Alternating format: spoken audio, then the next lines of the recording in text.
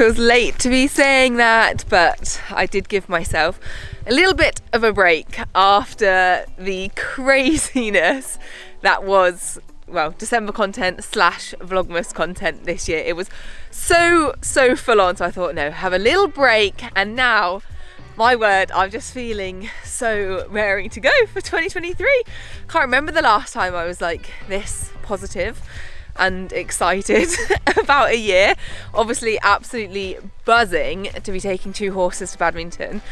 But yeah, I've just come off the back of like a really good year. Like 2022 was so much fun with the horses, with the career, with people around me. Sorry, really didn't think I was going to be this soppy for the start for my first video of 2023, but there we go. I don't normally get this out of breath walking up the track, but I am getting a little bit ill. I managed to avoid it for the whole of November and December when I was really busy.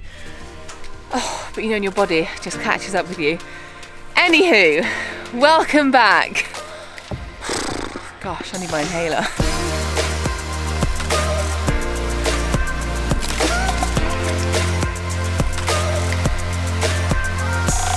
Righty ho, so I have actually walked up the track now so that we can see my gorgeous ponies' faces, because this video, like, it will be the last one. I bang on about other people's horses, but it's gonna be looking over all of the horses I rode throughout my vlogmas series, bar Spot, because Pete wasn't really able to give us much of an insight into what Spot was gonna be like to ride. Oh, and there we go. Carrot is gone, but I thought it was important that you guys saw an Elphick.Event.Ponies face before we get going.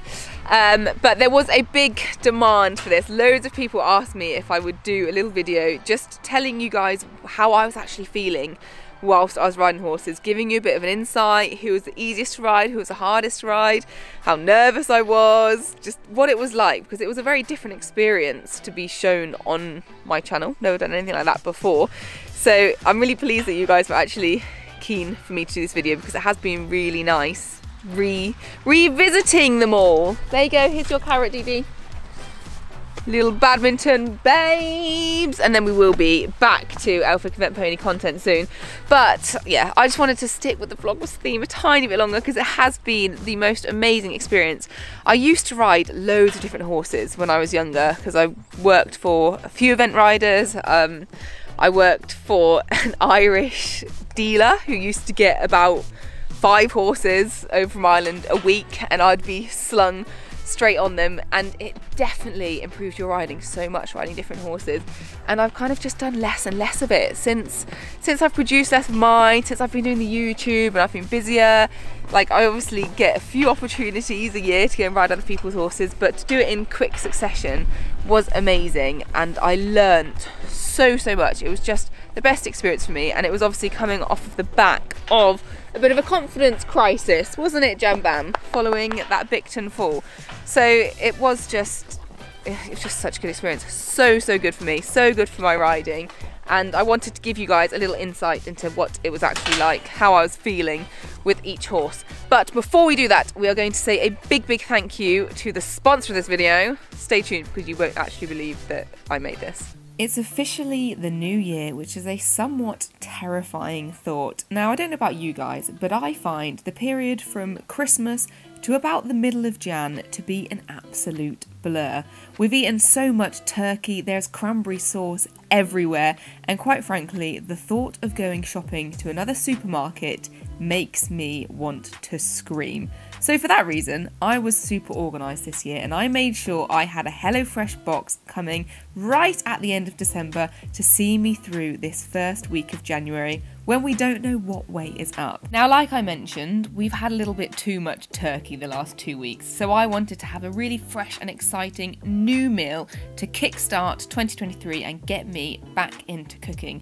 So I decided to go for one of the HelloFresh street food options, which I have absolutely loved in the past, because they have different exciting flavours, and often they're meals that I've never cooked before, and I absolutely love trying something new.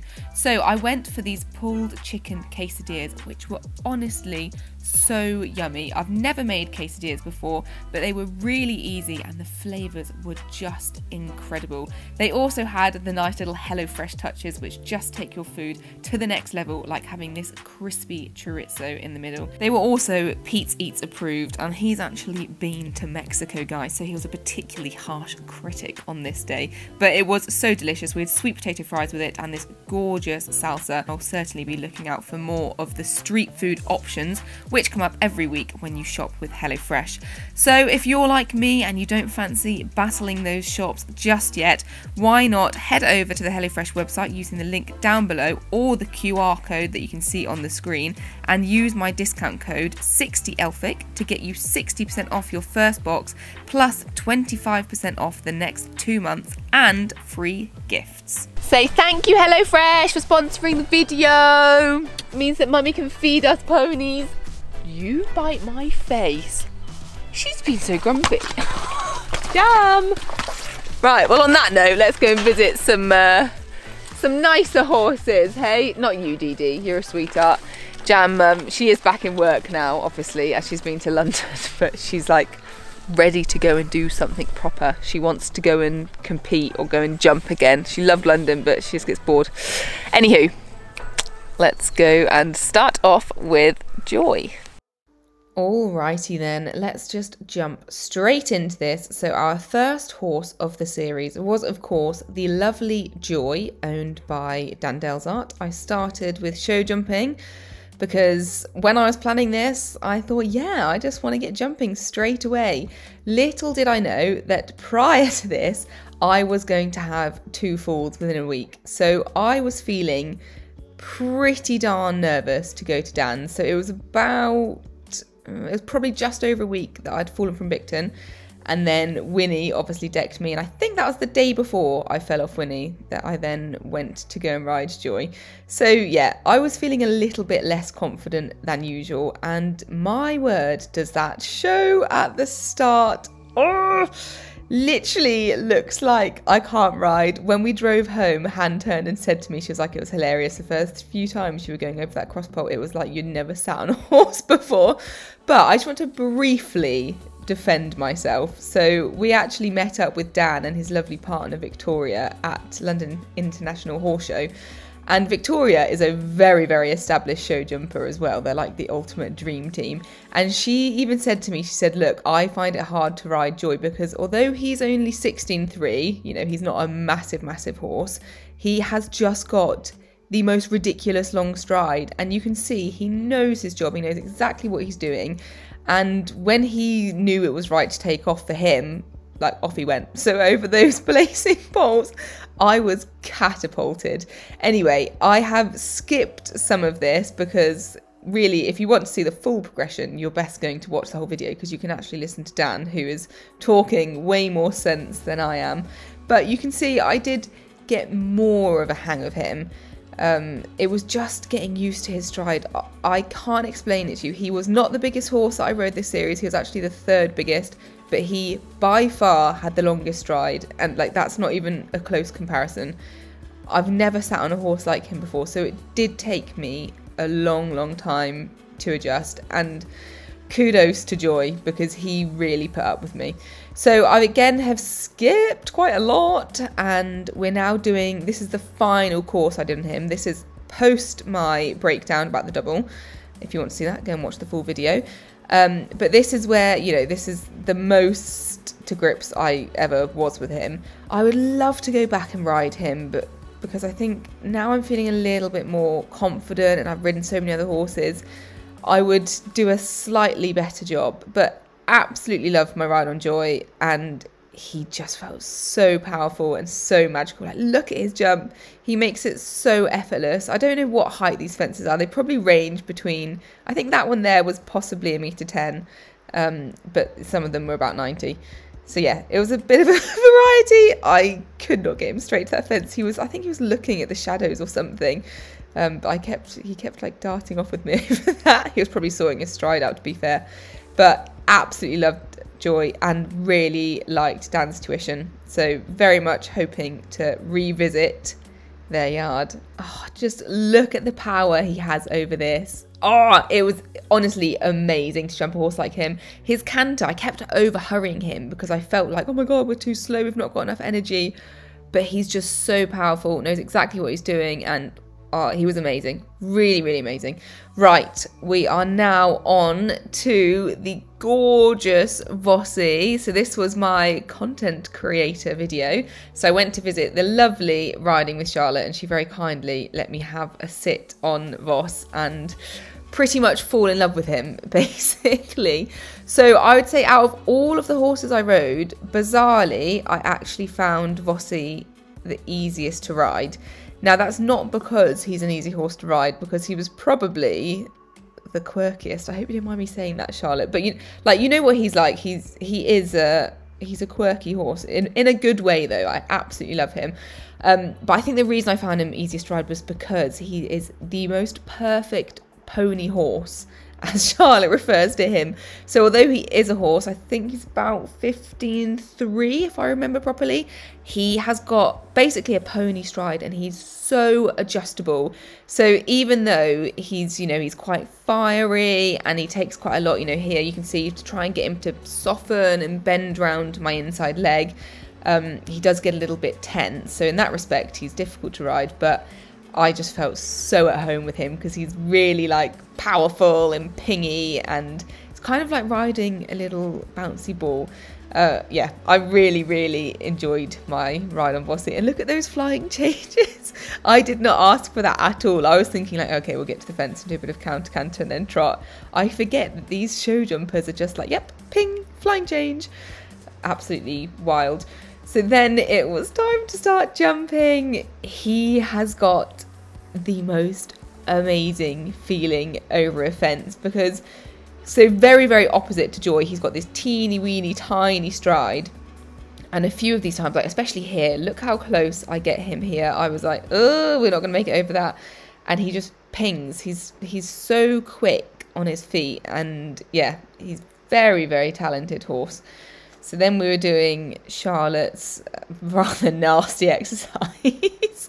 But I actually quite like that. Tell you what, I need to go jump mine this afternoon. Maybe I'll go and set that up with mine, because I'm really bad at doing turns. And sometimes, especially when going cross country, you do just need to wing them in at a fence a little bit, as Pippa Funnel was saying during my demo.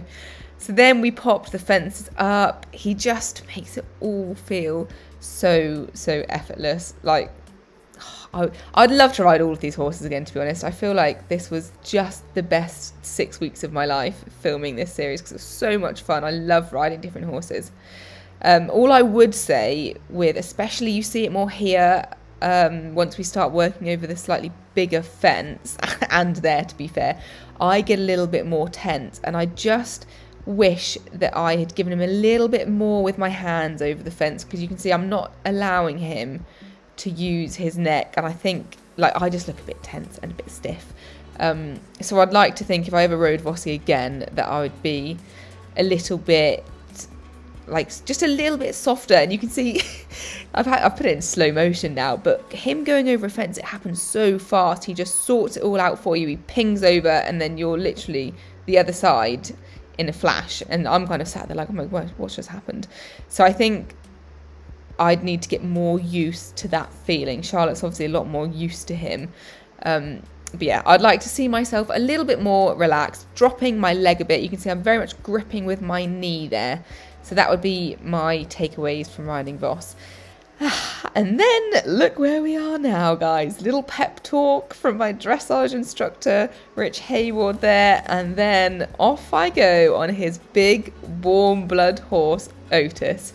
Now this video has by far got the most views and the most comments and the most laughing faces, because I naively thought that riding the dressage horse was going to be the easy one. I just thought, yeah, like I'll go over, I'll do some piaffe, and off we go.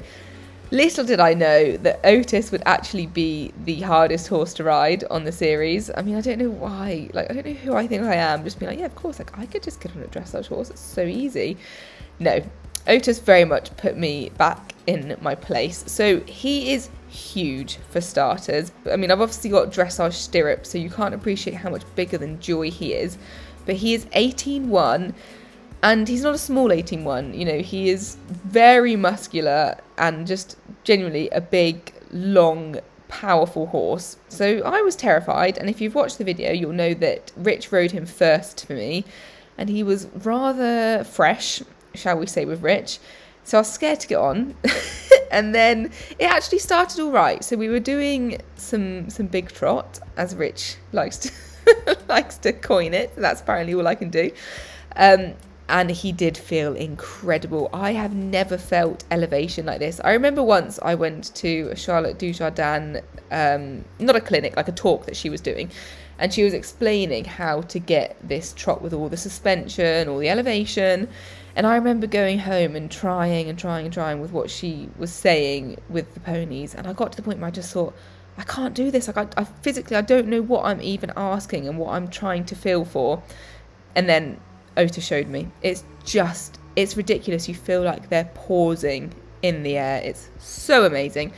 Anywho, we have gotten on to my attempts to canter. Now, in the original video, I edited this way down, made it into like a little skits. But in reality, this segment probably went on for about 15 minutes of me trying to canter and failing. Otis just didn't have a clue what I was asking him. And you can see Rich gesturing with his hands then. He was basically being like, look, you're deserting his front end. So when I was asking him to canter, I was so like worried about what was going to happen. I was completely giving my reins away. And Otis has obviously been trained to a very high level in a certain way, and he needs quite a lot of contact to sort of feel secure and to work properly. Whoa, God. Yeah, that was a little close call with Rich there. I mean, to be fair to the poor horse, he must have been so sick of me, because it was a genuine, he didn't understand what I was asking. They've got so many buttons. Anyway, I'm glad Rich forced me to persevere, because we did then get a nice canter, as you just saw, and then we played around with, he was trying to get me to canter pirouette. I could not coordinate my legs, guys. It wasn't going to happen, and at this point I was a little bit / a lot terrified. So yeah, we kind of did the starter stages of what you do for a canter pirouette, and then we called it a day and went on to Piaffe. Now, the funny thing about Piaffe is that it's a very similar aid to asking them to rein back. And you can see Otis is like, what? Are you asking Piaffe or rein back? Rich is obviously, you can see he's got the stick there. So he actually teaches his horses Piaffe from the ground. So he came to come and help me. He's not using the stick on him. It's like merely an aid to get him to engage his legs so he can like almost like poke or tap where Otis needs to move. So we had Rich there so that Otis understood more what I was asking, because there's probably a centimetre difference of where you put your legs, and he's so sensitive that he knows exactly, and obviously Rich does it perfectly, so he knows what Rich means. But when he had my shorter, stubbier legs, as Rich called them, he was a little bit confused, but he did do the most fantastic job, and it was amazing. We did a bit of passage here at the end, which I have never done before. It was just fantastic. I think, although I was terrified on the day, I would actually really like to go back and ride Otis, feeling a little bit more confident. I think my confidence definitely grew throughout this series. Alrighty then, so we then head off to the lovely Simon Grieve, and he kindly put me on gorgeous Bally. So Bally was just, I absolutely fell in love with her. She's the sweetest horse.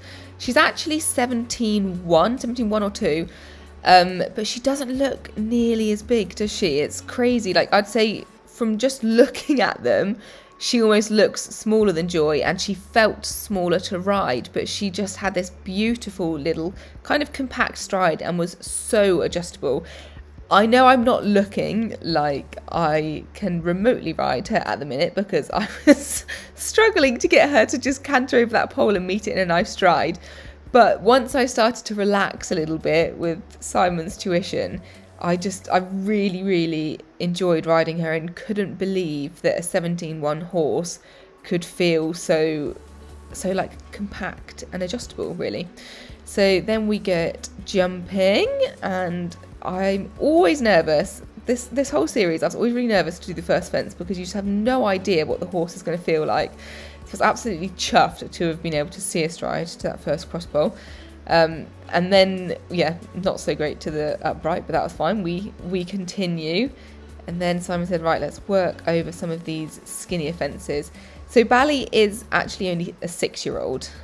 So she's still wobbly, she's still green. So kind of surprised that Simon trusted me to ride her, to be honest. But I mean, he's done an amazing job with her. She doesn't feel like any 6-year-old I've ever had. Let's put it that way.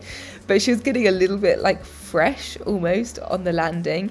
And Simon said, if you watch the video, that honestly, it's amazing, his tuition. You'll learn so much from it. But he was saying that I was kind of pressing with my legs before the fence, and I didn't notice I was doing that. This is a wee moment, as Simon would say. So it was really nice to kind of know that that's what I was doing, that's what was making her a little bit fresh. But when you don't know you're doing it, you kind of go around in circles. And if I'd been schooling her by myself, for example, I'd have been like, why is this happening? So yeah, it's just another example of how amazing this series has been for my riding, to be honest. I've been so lucky to have these incredible instructors and really nice horses. I've definitely felt it's helped my riding. So there we're working through the bounce. One thing I have noticed, and I'd say on every single horse, is just I'm a little bit tense. And like, obviously, you know, you're going to be a bit tense when you're riding a new horse in front of cameras, in front of a trainer who's like really kindly let you hum and you don't want to mess their horse up. It was a lot of pressure. But I think my riding would be way better if I could just relax. And Simon was actually saying that to me here. So I've decided to leave this in just to talk a little bit about how I was feeling through all of this, because obviously this is off the back of that Bicton fall, and my confidence had grown throughout the series. I had a real wobble this day and so I'd done like well up until this point, then I circled her and then I just full on stopped her at the second approach, and I just felt so bad because it's not my horse and it's a really bad habit to do. But honestly, I felt like I was about to burst into tears when Simon was like, it's fine, like just chill. I just suddenly had this like vision of that fall at Bicton. I don't know why, because it's not a massive fence or anything like that, and Bally was being so sweet and helpful. But yeah, that was a real wobble, you know, and you feel like your face just goes really red, and you're like, God, if someone like offered to hug me now, I would burst into tears. But Simon was amazing, coached me through it, and I was so happy to actually be like, no, we're going over that and carry on and end on a real high. So very grateful to Simon and Bally for that. Yee, look at us, we're in Iceland now. So there is Hörder, or Mr. Iceland, and my gorgeous ride, Fidjungur, which I'm still struggling to say. So this was just the most amazing experience. Honestly, it was the perfect way to wrap up this whole series, because I just felt like I'd gotten, like, the series was quite a big thing to film. It's quite stressful, and I put a lot of pressure on myself. I was working with loads of brands, and I almost needed this Iceland trip just for a mental side to be like, whoa, like, relax, take a step back, think about, you know, why you're doing this. You're doing this because you absolutely love horses.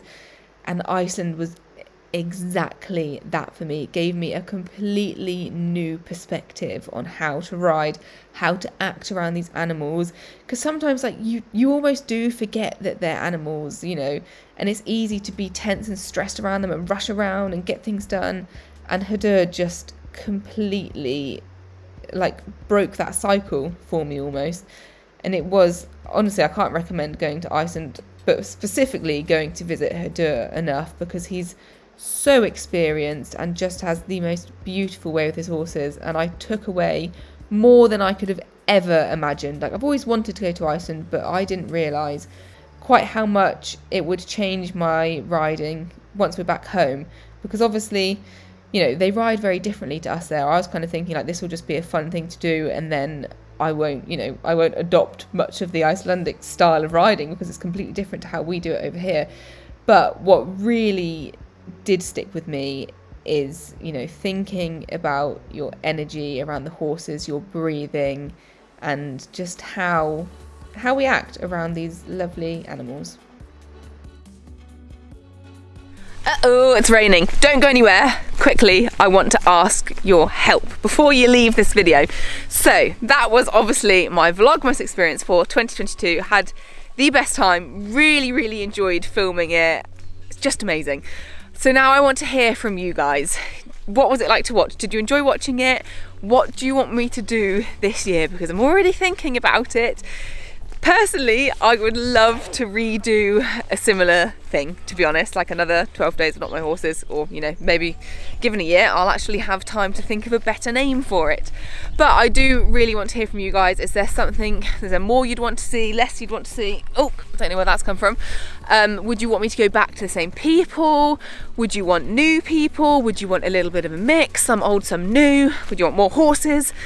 What do you want? Because I really enjoyed filming it and I'd love to do it again, but obviously I make these videos for you guys at the end of the day, so you have to enjoy them just as much. I've got a little secret something that I've already thought of, which, yeah, I'm not going to tell you yet, but let me know. Good boy, AC. And other than that, I hope you enjoyed this video. I hope you enjoyed the entire Vlogmas series. Honestly, thank you so much for actually supporting it. I know I say this a lot and I don't want it to sound like I'm just being like, oh yeah, like, thanks so much. I don't want it to be reeled off. Genuinely, thank you so much for supporting it, because it makes it all possible, this amazing job, having you guys there and watching and supporting and liking and commenting and subscribing. All of that, genuinely, from the bottom of my heart, thank you, because I'm really happy and doing my dream job. Anyway, let me know what you thought. Hope you enjoyed this video. I live, laugh, love you. There is more to come soon. I've got some exciting news coming up and I've got some slightly sad news coming up. So stay tuned and I'll see you very soon. Bye.